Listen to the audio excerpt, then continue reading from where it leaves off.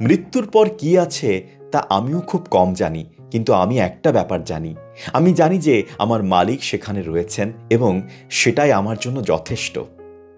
একদিন এক প্রসিদ্ধ ডাক্তার এক গ্রামে রোগী দেখতে গেলেন। খুব অসুস্থ একজন লোক হাসপাতালের বেডে শুয়েছিলেন।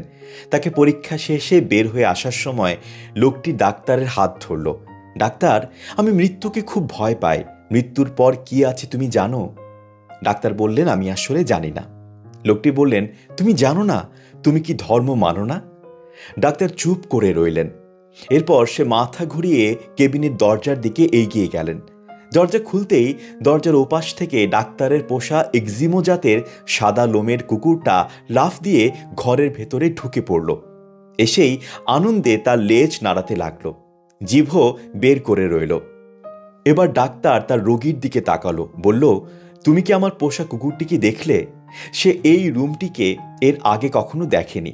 সে জানতও না ভেতরে কি রয়েছে। সে শুধু জানতো ভেতরে তার মালিক আছে।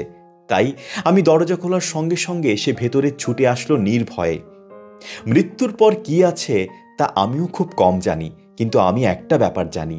আমি জানি যে আমার মালিক সেখানে রয়েছেন এবং সেটাই আমার জন্য যথেষ্ট।